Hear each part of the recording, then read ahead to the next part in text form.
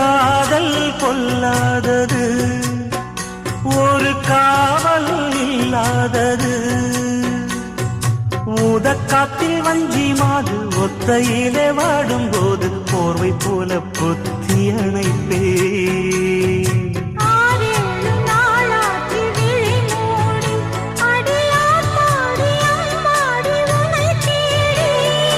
நீதானே மானே என் இளஞ்சோடி, உனை நீங்காது என்றும் என் உயிர் நாடி.